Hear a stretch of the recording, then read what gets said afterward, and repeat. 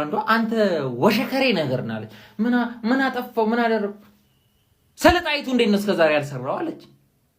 አይደለም ዝም በል አሁን ገብተህ ስራ አለችኝ ይሄው እሺ መጣሁ እኮ ተረጋጊያ እናቴ እንዴ ጣይቱ በገና ስትጫወት አይተሻታል አንቺ አላየሽም እኔ ግን አይቻለሁ ጣይቱ ቼስ ስትጫወት ከልጅነቷ ጀምሮ በጣም ጎበዝ ቼስ ተጫዋች እንደሆነች ኢትዮጵያን ቼስ ታውቂያለሽ አታውቂማ እንዴ ጣይቱ እኮ በዚህ አማርኛ ግዕዝ ማለት ኢኮኖሚ ፖለቲካን ተምራን ያደገችው በጣም አያቷ በዚህ ቀድማ ቅምቅም አያቷ ሱሲኒዮስ ነው ያጼ ፋሲለደስ አባት ይታያችሁ እንግዲህ አጎታው ውቤ ነው የትግራይ ውቤ እዚህ የጁ እንዳለ ዘመዶቿ ናቸው የጁ ወሎ ከዛ እዚህ ጎንደር ዋናው ማርታሶ አራተኛ ባሏ ነው አጼ ምኒልክ ባይዘሽ ሶስት ባል ነበር ሁለተኛ ባሏ በተለይ ረጅም ምናምን ነበር እና ያው አጼ ምኒልክ ጎላ አንዳንዴ ሸንቆጥቆጥ ይደራረጋሉ አንተ ለኮንትላ ብታው ቆበቱ ምናምን ትለዋለች አራንኪ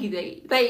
ያው የራስ ወሌ እህት ነች የራስ ወሌ ብጡል እህት ነች ራስ ወሌ ነው ለአጼ ምኒልክ ሄደና መላ አለ ወይ እህቴን አይታታል በጣም እኮ ቀሽተነች አለ ኧረ እባክህ እስቲ ምናምን ብሎ አጼ ምኒልክ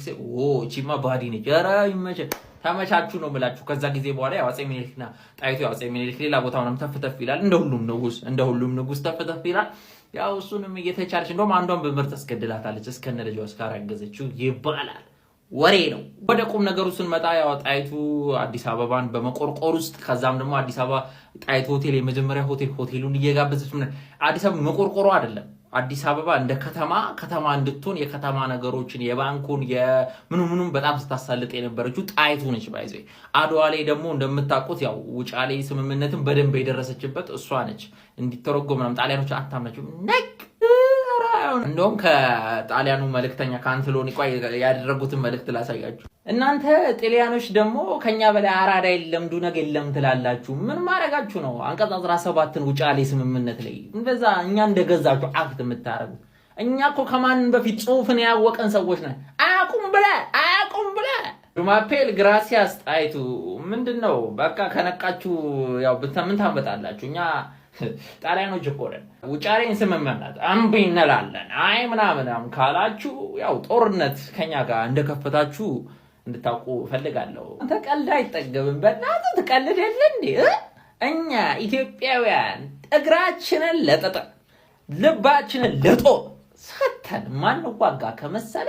እንተያያለን ቢቀር የተሻለ ነው ከኛ ጋር እኛ ብዙ ጦር መሳሪያ ያለን አገሮች ነን ብዙ አንተ ነጫጭባው ሽልሽላ እኛ ሜዳው ላይ እንተያያለን ለምን ነጋገጥሙን እንኳን መሳሪያ ለምን ትላደቅንም ወንዱና ሴቱ ሜዳው ላይ ይለያል ወንዱ ከሴቱ ይለያል ብላው ሜዳው ላይ እንገናኝ ብለዋለች ደሞ እንዳለችው የመቀሌ ጦርነት ላይ ጀመረች ስራዋንማ የመቀሌ ጦርነት ላይ ማለት የመቀሌ ውጊያ ላይ ጣሊያኖች ክብ ሰርተው ከባድ ምሽግ ሰርተው የኢትዮጵያ ጦር ይጠበጥቡ ጀመረ የኢትዮጵያ ጦር ወንዶቹ ማለት እንገባለት ምናምን ሲሉ ጣይቱ ቺል ጋይስ ምንድነው ውሃውን ገደቡት ግድቡን ከዛ ውሃው ሲገደቡ ወደ እነሱ ምን አይነት ውሃ ጠጥተው እንደሚዋጉ እናያለን ውሃውን ገደቡት አደንዙ ውሃው ሲገደብ ተጠሙ ጣሊያኖቹ ነጭ ነው ለበለቡት በውሃ ብቻ ኮንኩር የምታረግ ሴት ነች በቃ ሴት ልጅ ማለት ነገሮችን በየሆነ ወንዶች ከሚያዩት ነገር እንደዚህ እንደሚያዩ ማሳያ ነች ከዛ በኋላ አጼ ምኒልክ ከተኛ በኋላ ሙሉ በሙሉ ፓወሩን ይዛ ነበር ያው ከዛ በፊት ስታጋባ ነበር በጣም አጋቢ ኮሚቴ ነች አንዱን ካንዱ ታጋባለች ያው የሮያል ፋሚሊውን ለማስቀጠል ማለት ነው ስልጣኑ ከዛው ቤት እንዳይወጣ ማለት ነውና አንደኛው ያደረገችው እሷ ልጅ የላትም ልጅ መውለድ አትችልም እሺ ጣይቱ ጋይስ ምንም ልጅ የላትምና ስለዚህ የእንጀራዋ ልጇን የሚኒሊክ ልጅ ዘውዲቱን ማለት ነው የእንጀራ ልጇ ነች ለወንድሟ ልጅ ለሆነው ለጉግሳ ወሌ ለራስ ጉግሳ ወሌ አንተል ያለችው አለች ታበሰጨቸው አጋባቻቸው ተጋብተው ነበር እና ስልጣን እንድትይዝ የምትፈልገው ዘውዲቱን ነው ማለት ነው ምንም ቢሆን የወንድሟ ልጅ ነው ያገባችው ጥሩ ሪሌሽንሺፕም አላቸው ከዘውዲቱ ጋር ዘውዲቱ የአጼ ምኒልክ ልጅ ነች ነገር ግን አጼ ምኒልክ ደግሞ ያነገሰው የልጅ ልጅ የሆነውን ልጅ ኢያሱ ነው የልጅ ልጁን ነው ያነገሰው ሴት ልጁን ሳይሆን የልጅ ልጅ የሆነውን ወንዱን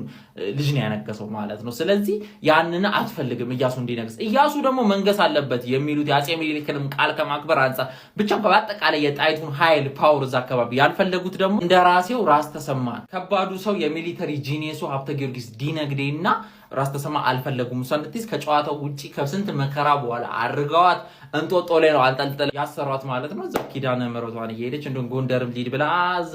ሄደሽ ከወንድምሽ ልጅ ጋር ጦር ልታነሺ ነው አሏት። ከጉግሳ ጋር ማለት ከጉግሳ ወሌ ጋር። ጉግሳ ወሌም ተነሳ ጦሩን ይዞ አንገቱን ነው የቆረጡት። አፄ ኃይለ ሥላሴ ሀብተ ጊዮርጊስ